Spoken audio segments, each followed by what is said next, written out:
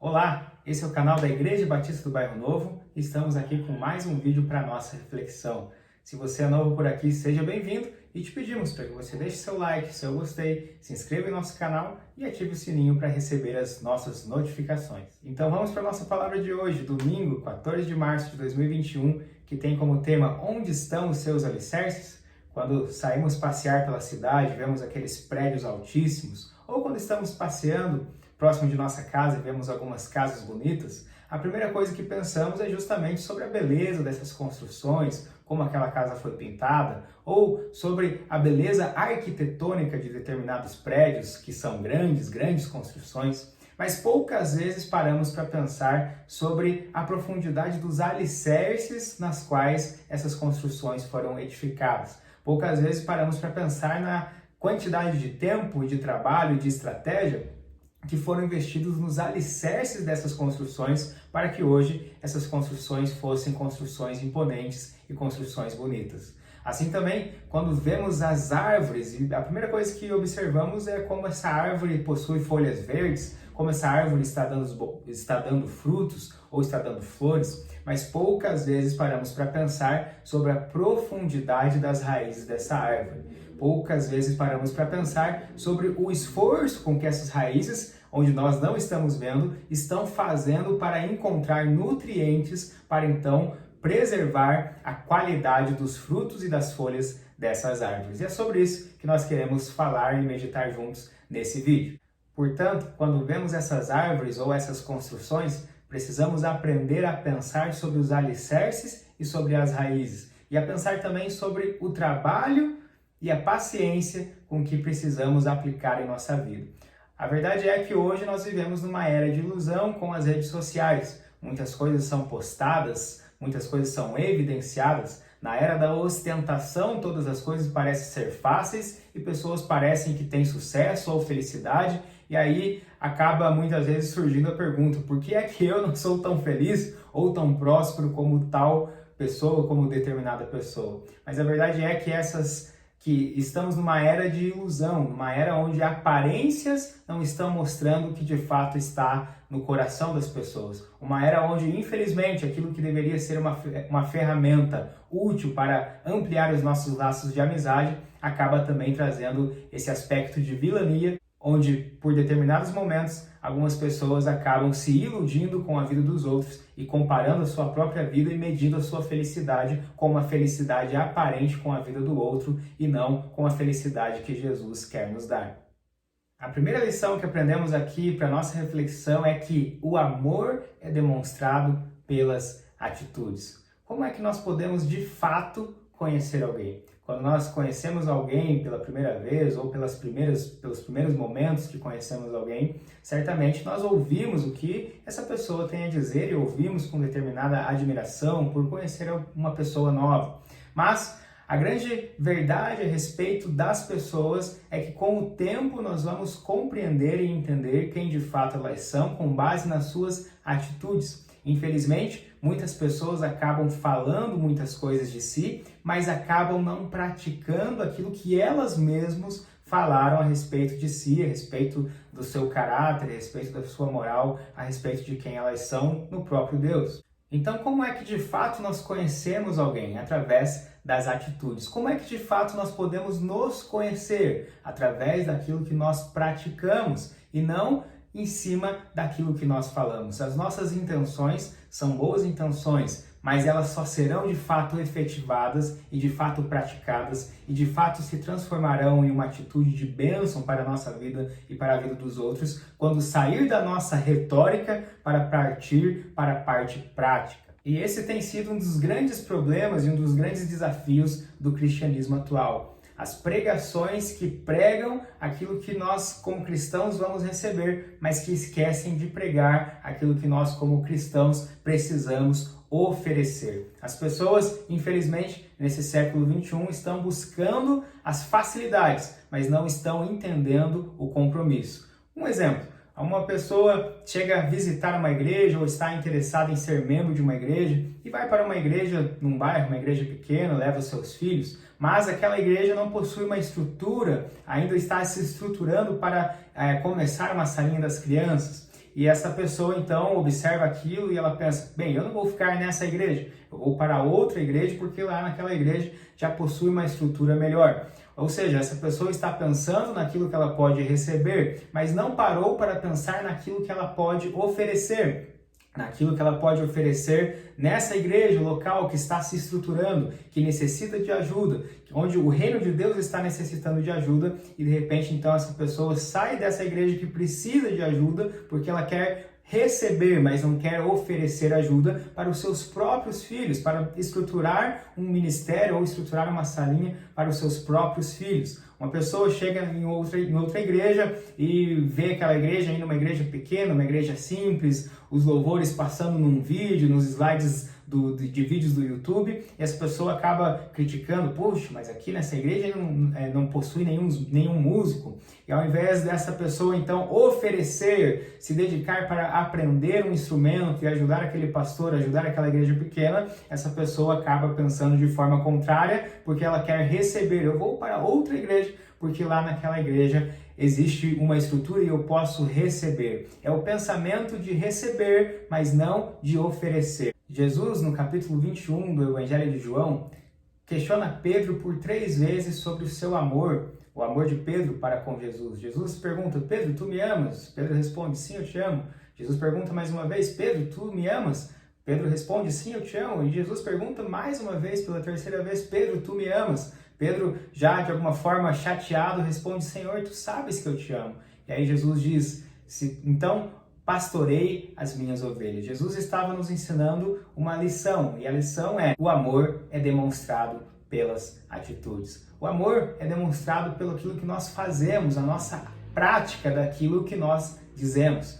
Quando dizemos algo, mas não praticamos algo, estamos vivendo com hipocrisia em nosso coração. E precisamos ser sinceros para não permitir com que a semente da hipocrisia fique em nosso coração, afirmando coisas que não estamos dispostos a praticar. Agora, por outro lado, precisamos também ter a disciplina de começar a praticar aquilo que não está em nosso coração para justamente confrontar o nosso coração naquilo que nós devemos fazer e não naquilo que estamos sentindo que devemos fazer ou aquilo que queríamos fazer. Existe uma grande diferença. A hipocrisia está naquilo onde nós precisamos sondar o coração, onde a nossa intenção e a nossa disposição não condiz de acordo com aquilo que estamos dizendo. Porém, também precisamos compreender que em determinados momentos precisamos nos esforçar e colocar em disciplina o nosso coração para aprender a exercitar aquilo que devemos fazer e não aquilo que estamos sentindo ou esperando sentir no coração o momento certo de fazer. Aprendemos então nessa conversa de Jesus com Pedro que quem ama obedece, quem ama se dispõe, quem ama trabalha, quem ama coloca em prática o seu amor para então, de fato, edificar, em primeiro lugar, a sua própria vida, também a vida do outro e também e principalmente edificar o reino de Deus. A segunda lição que aprendemos hoje é que a obediência estrutura. A obediência tem o poder de nos estruturar. A obediência tem o poder de nos moldar. Quando pensamos sobre o significado das leis, as leis têm como o significado, ou o que significa as leis? Significam um conjunto de regras. Porém, essas regras, esse conjunto de regras, as leis e as leis de Deus não foi um conjunto de regras meramente inventado, ou um dia Deus estava lá no céu, cansado, sem muito ter o que fazer, e de repente pensou, eu vou castigar aqueles seres humanos e vou criar aqui um conjunto de leis, de regras para deixar a vida deles um pouco chata. Justamente não foi isso que aconteceu, mas justamente o oposto. As leis, o conjunto de regras das leis de Deus, possuem justamente o princípio de edificar a nossa vida e de trazer o bem para a nossa vida. Quando eu palestrava para os adolescentes nas escolas, eu costumava dizer para os adolescentes sobre essa diferença e esse princípio que está internalizado na obediência a Deus. Por que é que nós entendemos como cristãos que não deveríamos fumar, não deveríamos usar drogas, eu dizia para os adolescentes? E alguém desses adolescentes poderia estar pensando, puxa, mas ser cristão, ser crente, deve ser muito chato, eu não quero ser crente, não quero estar debaixo dessas regras. Mas aí eu continuava dizendo, olha, por que existem essas regras? Não é porque Deus quer proibir alguém de fumar ou proibir alguém de ter a sua liberdade, a sua felicidade, mas é justamente para preservar a sua saúde, preservar o seu pulmão. Jesus, Deus, possui algumas regras onde falam de amizades, de envolvimentos errados, de pessoas que são más influências, justamente para privar a sua liberdade, porque as más influências irão te levar a caminhos criminosos, as más influências irão te apresentar as drogas e tudo isso vai trazer infelicidade para a sua vida. Mas Jesus, o nosso Senhor, Deus, estabeleceu alguns conjuntos de regras justamente com o propósito de nos preservar, de preservar a nossa vida, de preservar a nossa consciência, de sair pela sociedade tranquilo e se uma viatura passar ao nosso lado poder estar tranquilo, porque sabemos que não estamos envolvidos com coisas erradas. E esse princípio que eu falava com os adolescentes é justamente o princípio que precisamos entender como cristãos. Deus não possui um conjunto de regras para atrapalhar a nossa vida ou para privar a nossa liberdade, mas justamente o contrário. Precisamos entender que a obediência à lei de Deus é para nos estruturar.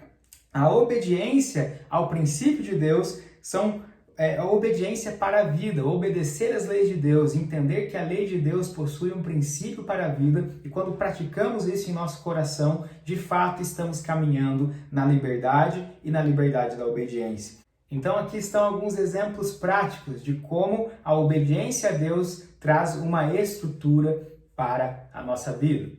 Quando dizemos, eu amo a Deus, a palavra de Jesus em João capítulo 14, versículo 21, diz assim, quem tem os meus mandamentos e lhes obedece, esse é o que me ama. Aquele que me ama será amado por meu Pai. Mas olha só como termina o verso, e eu também o amarei e me revelarei a Ele.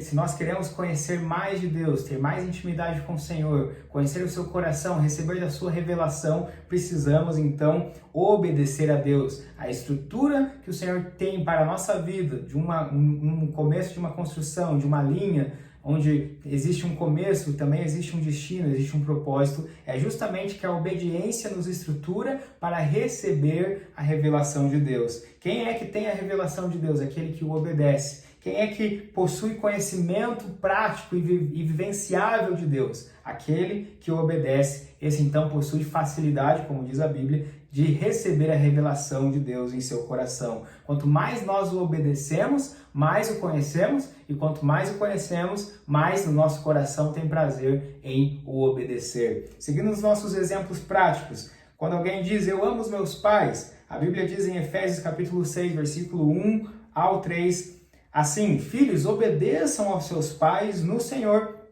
pois isso é justo. Honre teu pai e tua mãe. Esse é o primeiro mandamento com promessa, para que tudo te corra bem e tenhas longa vida sobre a terra. Olha de novo como a Bíblia traz um exemplo prático de como a obediência a Deus e a palavra de Deus estrutura a nossa vida. Honrar os nossos pais nos traz um princípio prático e uma promessa e uma estruturação em nossa vida para que a nossa vida seja longa e tudo te corra bem e a nossa vida seja longa sobre a terra. Assim também alguém pode dizer, eu amo os meus filhos. Efésios capítulo 6, versículo 4 diz assim, pais, não irritem os seus filhos, antes criem-nos segundo a instrução e o conselho do Senhor. Olha só um exemplo prático de como a nossa obediência a Deus, a palavra de Deus, vai então ser transmitido na nossa prática, na nossa vivência, na nossa vida prática e no nosso dia a dia. Alguém pode dizer, eu amo meu trabalho. E olha só o que a Bíblia diz em Efésios capítulo 6, versículo 6, quando falava dessa ligação entre o nosso serviço e o nosso trabalho, onde a Bíblia diz assim, obedeçam-lhes não apenas para agradá-los quando eles os observam,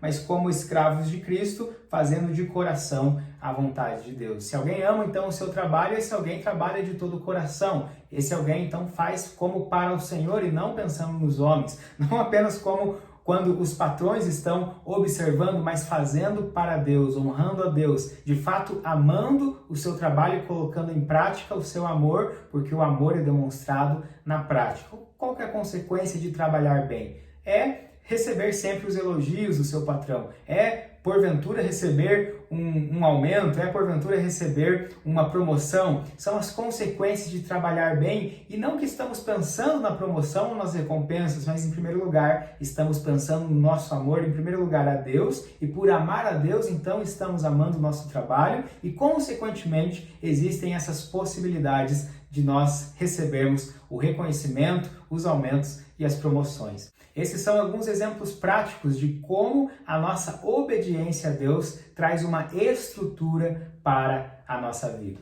E a terceira lição que aprendemos aqui é sobre estarmos firmes na rocha. Estamos em março de 2021, uma situação bem delicada, desde o ano passado uma pandemia, e as preocupações vêm ao nosso coração, a preocupação com a nossa saúde, a preocupação com a saúde dos nossos familiares, a preocupação com a situação econômica do país, os empregos, aquele que perdeu o emprego, aquele que possui uma empresa que está preocupado com o abre e fecha dos comércios, a situação política do país, a insegurança jurídica do país com relação à corrupção, enfim, tantas situações que nós estamos vivendo nesse contexto de março de 2021. E olha, se nós fôssemos resumir em uma palavra, nós estamos passando por uma tempestade. Jesus deu o exemplo, 2 casas, uma foi construída sobre a rocha, outra foi construída sobre a areia. Mas note que as mesmas situações aconteceram com as 2 casas. Não é porque uma casa estava sobre a areia que ela foi privada de passar por situações ruins. Assim também, não é porque uma casa estava sobre a rocha que ela foi privada de passar por tempestades. Mas justamente de forma igual, a tempestade veio para as 2 casas. Daí então a importância de estarmos sobre a rocha. O que situações como essa pode gerar em nosso coração? Em momentos de crise, momentos de tempestade, onde estão os nossos alicerces? Onde o nosso coração está alicerçado? Onde a nossa mente está alicerçada? Onde a nossa fé está alicerçada? Olhamos à nossa volta e vemos muitas preocupações. E o salmista, no Salmo 121, verso 1 e 2, já passava por isso. E ele diz: eu levanto os meus olhos para os montes e me pergunto, de onde me virá o socorro? O verso 2, o meu socorro vem do Senhor, que fez os céus e a terra. Naquela época, os montes eram considerados os locais de culto. As pessoas subiam até os montes para cultuar os seus deuses. E o salmista está justamente questionando desta forma, olhando para vários deuses, várias situações ao seu redor, e ele se pergunta, de onde me virá o socorro? Mas a afirmação e a resposta do salmista é essa: o meu socorro vem do Senhor que fez o céu e a terra. O meu socorro não está no meu próprio coração, o meu socorro não está em outras soluções, mas o meu socorro, a minha rocha, está no Senhor, meu Deus, que fez o céu e a terra. E assim como já aprendemos, se o Senhor fez o céu e a terra, se o Senhor formou o universo, por que é então que Ele não estaria cuidando da nossa vida? Quando falamos sobre a nossa estrutura, onde estão os nossos alicerces? Precisamos pensar aonde de fato estamos colocando o nosso coração. Em meio às tempestades, o nosso coração precisa estar na rocha que é Cristo. A nossa mente precisa estar na rocha que é Cristo. O nosso coração, a nossa fé, as nossas atitudes, as nossas intenções, a nossa perspectiva de futuro precisa estar na rocha que é Cristo.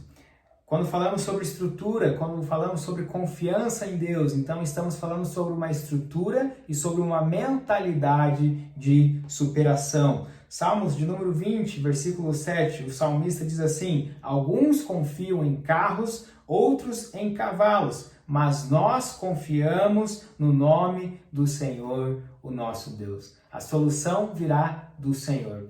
Quando colocamos a nossa confiança nos carros de guerra, nos cavalos de guerra, na política, enfim, em tantas outras situações, o nosso coração não está de fato alicerçado na rocha que é Cristo. O nosso socorro virá do Senhor. O nosso socorro, falando do nosso íntimo, falando do nosso espírito, falando do nosso descanso, do descanso da nossa alma, do descanso da nossa mente, do descanso das nossas apreensões. O nosso socorro vem do Senhor. Jeremias, capítulo 29, verso de número 11, diz assim: porque sou eu que conheço os planos que tenho para vocês, diz o Senhor, planos de fazê-los prosperar e não de lhes causar dano, planos de dar-lhes esperança e um futuro. Que a nossa mentalidade, que a nossa estrutura, com base na nossa obediência, com base também na real demonstração do nosso amor nas práticas, seja uma base, uma estrutura na rocha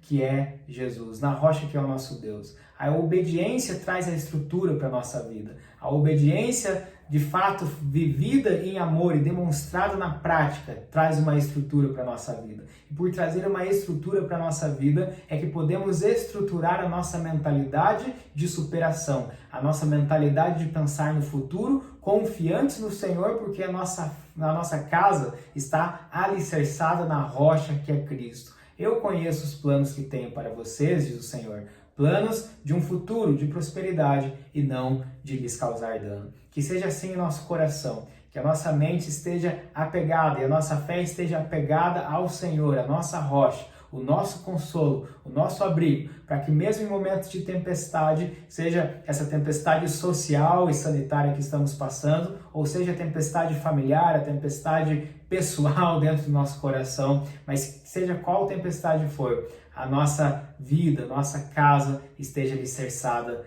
na rocha que é Cristo. Vamos orar ao Senhor? Pai, nós reconhecemos que o Senhor é a nossa rocha, o Senhor é a nossa estrutura, todas as nossas fontes estão no Senhor e é do Senhor que vem a solução. A resposta está no seu coração, a resposta para acalmar o nosso coração, a resposta para entendermos que a nossa vida é pautada com base na lei do Senhor, o Senhor que criou todas as coisas, que criou a nossa vida e que, portanto, também colocou leis para que a nossa vida seja uma vida que flua, uma vida que vá adiante, uma vida onde as portas se abrem, porque obedecemos ao Senhor e obedecemos aos princípios daquele que nos criou e que nos deixou os princípios para obedecermos. Que nosso amor ao Senhor seja um amor tão grande, tão intenso, que possamos obedecer ao Senhor em cada detalhe, em cada momento, e praticar o nosso amor ao Senhor também no reino de Deus, trabalhando, assim como Jesus disse para Pedro,